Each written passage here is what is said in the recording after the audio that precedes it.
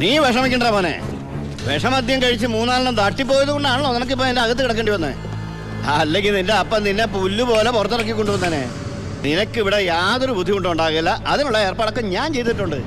നമ്മൾ ഇത് എത്ര ജയിലിൽ കണ്ടിരിക്കുന്നടാ. അപ്പഴേ സാറേ, സൂപ്രണ്ട് സാറിനോടൊന്ന് പറഞ്ഞേക്കണം അവൻ ജിന്നാടമർക്കിയുടെ മോനാണെന്ന്.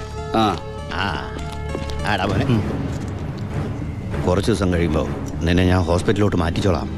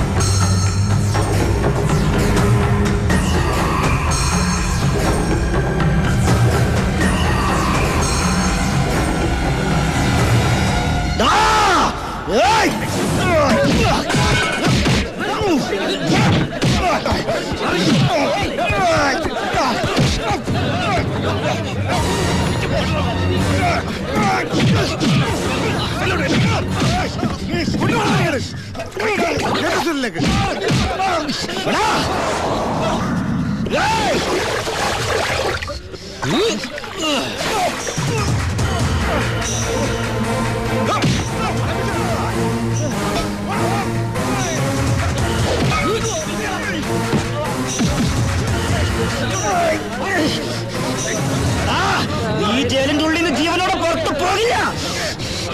നിന്നെ കൊല്ലും ഞാൻ. നീ കരുതിരുന്നോ? നിന്നെ വിടില്ല, നിന്നെ വിടില്ല.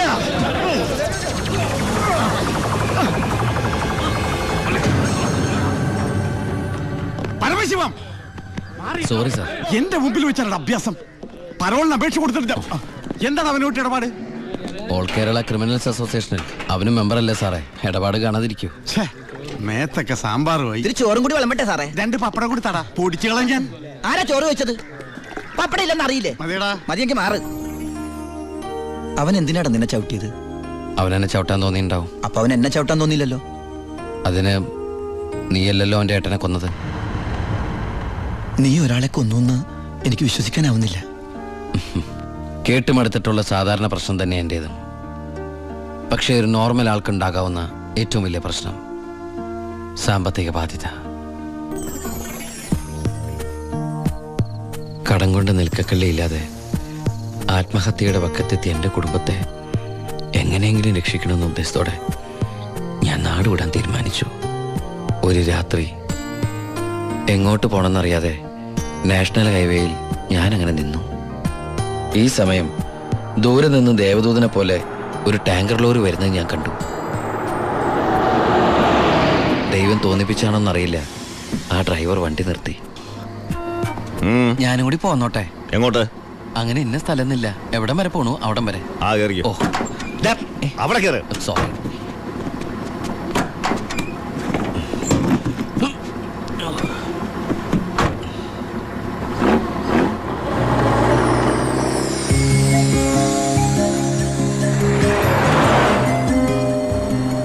എങ്ങോട്ടാ? പോലീസ് പിടിച്ചില്ലെങ്കിൽ എത്തേണ്ടടുത്തെത്തും. പോലീസോ? അതെന്താ എന്റെ വണ്ടിയില്? സ്പിരിറ്റ്. സ്പിരിറ്റോ?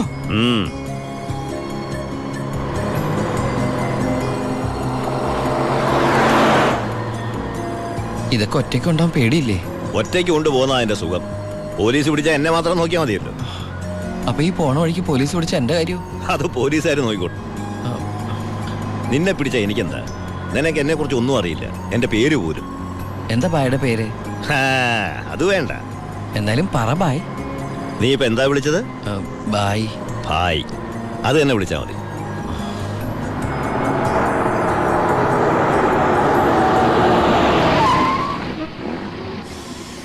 എന്താ നിർത്തിയത്? എന്നെ ഇറക്കി വിടാനാണോ? ഏയ്, ദാ പുണ്യാളന് നേർച്ചയിട്ട പാതി അങ്ങേര് നോക്കിക്കോളൂ. പോവോ?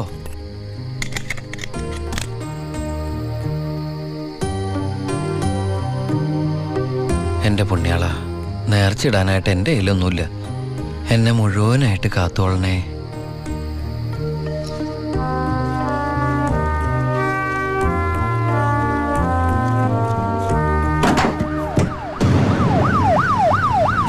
പോലീസ് അയ്യോ,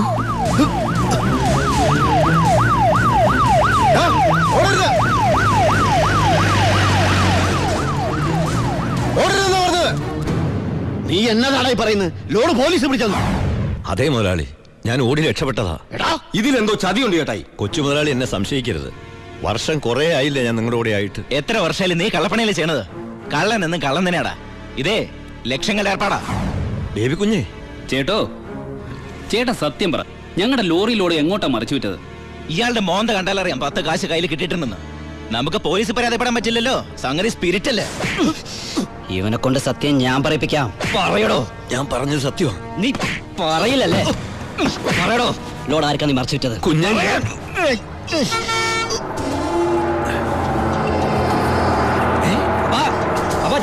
ലോറി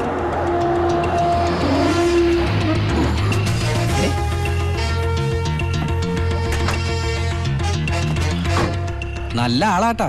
പോലീസിനെ കണ്ടപ്പോ ബായി എന്തൊരു ഓട്ടോ ഓടിയത്. ഞാനാണെങ്കി പേടിച്ചും പോയി. പിന്നെ RC ബുക്കിൽ അഡ്രസ് അപ്പൊ ഒരു കണക്കിന് വണ്ടി ഇവിടെ എത്തിച്ച്. എനിക്കാണെങ്കി കാറൊക്കെ ഓടിച്ചുള്ള ചെറിയ പരിചയമുള്ളേ. എന്തൊരു പാടാ ഈ പണ്ടാറ് ഓടിക്കാനായിട്ട്. എന്റെ പുണ്യാളം കൊണ്ടുവന്നാ ഇവനെ. ഇത്രയും കാലം ജീവൻ പണയം വെച്ച് കൂടെ നിന്നിട്ടും നിങ്ങൾക്ക് ആർക്കും എന്നെ മനസ്സിലായില്ല. ചെയ്യുന്നത് കള്ളപ്പണിയാണെങ്കിലും അതൊരു സത്യമുണ്ടെന്ന് വിശ്വസിക്കുന്നവനാ ഞാൻ. ഇനി ഞാൻ നിങ്ങളുടെ കൂടെ ശരിയാവില്ല. ഞാൻ ഒന്ന് പറഞ്ഞോട്ടെ. എന്നെ കൊണ്ട് കുറെ ഉണ്ടാക്കിയില്ലേ, ഇനി ഒറ്റയ്ക്ക് കൂടെ ഉണ്ടാക്കിയാൽ മതി. എടാ ചാണ്ടിച്ച, അപ്പാ ഇയാളെ പോണേ പോട്ടപ്പാ. ഇയാളെ ചത്ത നമ്മള് ബിസിനസ് ചെയ്യില്ലേ?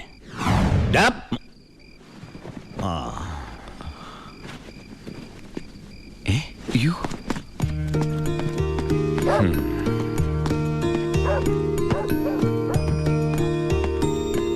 നീ എങ്ങോട്ടാ? ബായി എങ്ങോട്ടാ? എങ്ങോട്ടെങ്കിലും. എന്നാ ഞാനും എങ്ങോട്ടെങ്കിലും.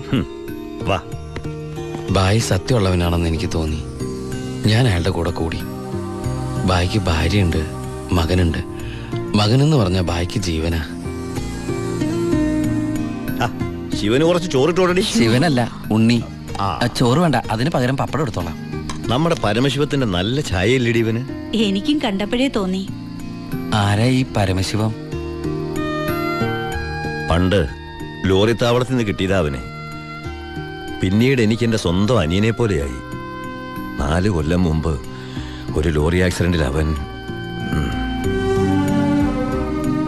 ഇന്ന് വഴിയോരത്ത് നീ നിൽക്കണ കണ്ടപ്പോ ഞാൻ അവനെ ഓർത്തുപോയി. അതാ നിർത്തിയത്. എന്നെ ആ അനിയനായിട്ട് കണ്ടൂടെ? അതിനെന്താടാ ശിവ? ശിവനല്ല, ഉണ്ണി.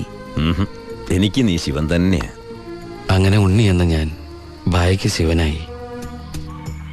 ബായിക്ക് ഈ പരിപാടി സ്വന്തമായിട്ട് തുടങ്ങിക്കൂടെ? നീ വിചാരിക്കും പോലെ അത്ര നിസാരമല്ല കാര്യങ്ങള്.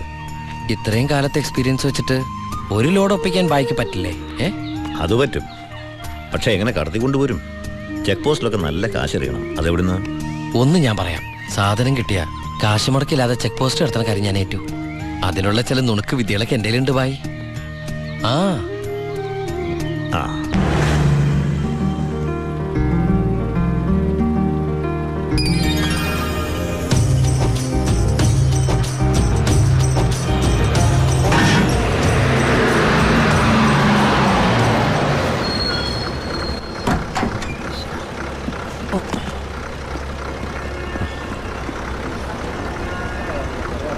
സാറേ, വണ്ടി. എന്താടോ വണ്ടിയില്? ഐസാണ് സാറേ. കുറിപ്പേ കയറി പരിശോധിക്കും സാർ.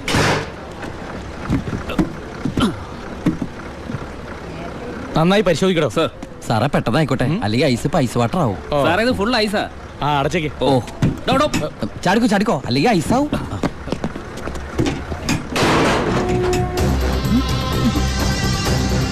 വിട്ടോ വിട്ടോ, വിട്ടോ.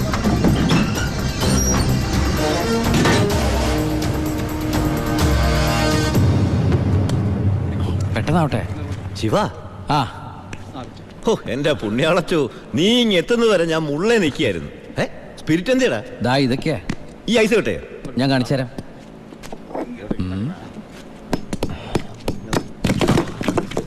ദാ ഒറിജിനൽ സ്പിരിറ്റ്. ഏ? ആ ഓ, എന്റെ അമ്മച്ചി ഒടുക്കത്തെ ബുദ്ധി തന്നെ. അല്ലടാ, ഐസിന്റെ ഉള്ളി വെച്ചിട്ട് സ്പിരിറ്റ് എന്താ ഐസ് ആവാത്തേ? എന്റെ ബായ്, വെള്ളം 0 ഡിഗ്രി സെന്റിഗ്രേഡിൽ ഐസ് ആവും. പക്ഷെ സ്പിരിറ്റ് ഐസ് ആവണമെങ്കിൽ -112 ഡിഗ്രി എങ്കിലും വേണം. കെമിസ്ട്രി പഠിച്ചതിന്റെ ഗുണ. എന്തായാലും കെമിക്കറി കണ്ടുപിടിച്ചു. കെമിക്കറി അല്ല, കെമിസ്ട്രി. ആ, അവൻ ഭയങ്കര തന്നെ. ഇത് എത്ര രൂപയുടെ മുതലാന്ന് അറിയാമോ നിനക്ക്? നിനക്ക് ഞാൻ എന്താടാ തരേണ്ടത്? ഈ ലാഭത്തിന്റെ പകുതി നീ എടു. അല്ലേ വേണ്ട, ഇത് മുഴുവൻ നീ എടുത്തു. വേണ്ട ബായ്. ബായ്, ആ ചിന്നാടന്മാരെ അവിടെ ജോലി ചെയ്തിരുന്നപ്പോ ഒരു ലോഡിന് എത്ര രൂപ കിട്ടിയിരുന്നത്? 5000 ഉരുവ. ആ 5000 ഉലുവ മതി എനിക്ക്. അല്ല, ഇവര് ഞാനും ബായ് തമ്മിൽ എന്താ വ്യത്യാസം? അങ്ങനെ നീ പല അടവുകൾ ഉപയോഗിച്ച് വാളയാർ ചെക്ക് പോസ്റ്റ് വഴി പലതവണ ഞാൻ സ്പിരിറ്റ് കടത്തി ഒരു നാൾ പിടിക്കപ്പെട്ടു. ചെക്ക് പോസ്റ്റുകളിൽ ഞാൻ പണം വാരിയെറിഞ്ഞു. ഉദ്യോഗസ്ഥന്മാരിൽ ഭൂരിഭാഗവും എൻ്റെ സ്വാധീന വലയത്തിലായി. പിന്നെല്ലാം അവരുടെ അനുവാദത്തോടെയായി. ബായിക്ക് വീടായി, കാറായി, ലോറികളായി. ബായിയുടെ വലങ്കയായി ഞാൻ അവിടെ പരമശിവം എന്ന പേരിൽ അറിയപ്പെട്ടു. വാളയാർ പരമശിവം. ഒരു ദിവസം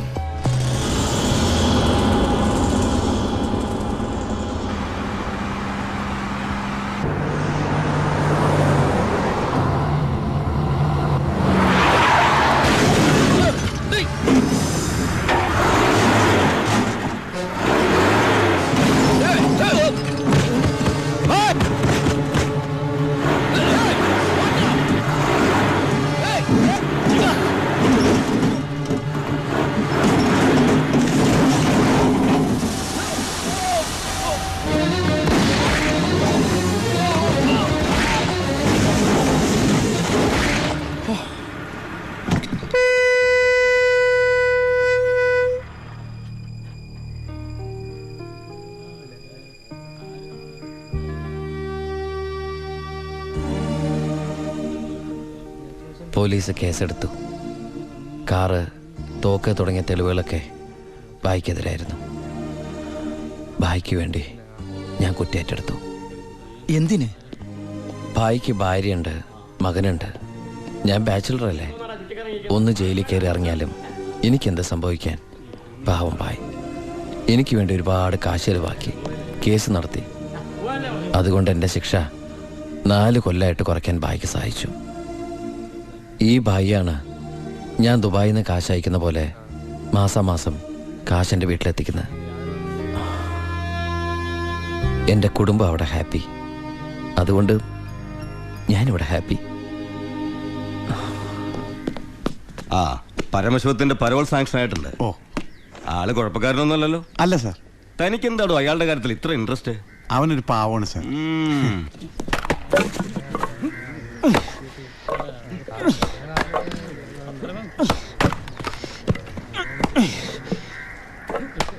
എടാ, അവന്റെ ആ മസിൽ കിട്ടിയിരുന്നെങ്കിൽ ഉച്ചക്ക് ബീഫ് ഫ്രൈ ആയിട്ട് കൊടുക്കായി.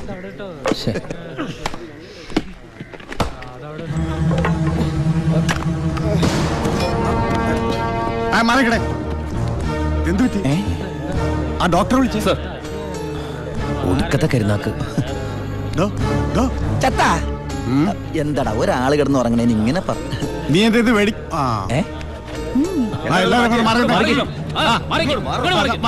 പുറകോട്ട് പറയും. ആ,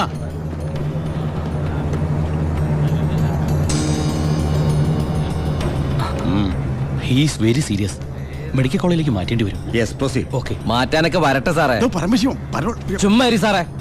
ദേ, ഈ നിൽക്കുന്ന കൃഷ്ണേട്ടൻ കഴിഞ്ഞ ആഴ്ച ക്ഷീണം കൊണ്ട് തളർന്നു വീണപ്പോ 1 കപ്പ് വെള്ളം എടുത്ത് മോന്തക്കൊഴിച്ച് എണിപ്പിച്ചുവിടാൻ പറഞ്ഞാളാ ഈ സൂപ്രണ്ട് സാറ്. പിന്നെ ഇവനോട് മാത്രം എന്താ എത്ര സിമ്പതി? നിങ്ങൾ ആരെങ്കിലും കാശ് വെച്ചിട്ടുണ്ടോ? വെറുതെ ഇരി സാറേ. ഇവന്റെ നാവിക്കിട്ട് ഒരു ഒറ്റ തൊഴിലെടുത്തന്റെ അപ്പ എഴുന്നോക്കോ.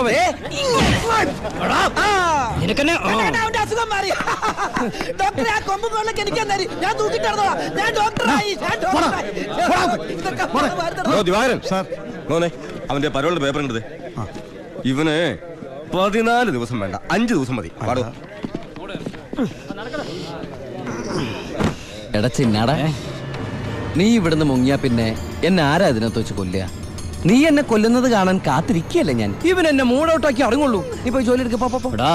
നീ ഓർത്തോ അല്ല, ഞാൻ ഡെന്റിസ്റ്റ് പല്ല് ഞാൻ എടുക്കും. നീ സൂക്ഷിച്ചോട്ടോ. ഞാനിവിടുന്ന് പുറത്തിറങ്ങിയിട്ട് വേണ്ടേ?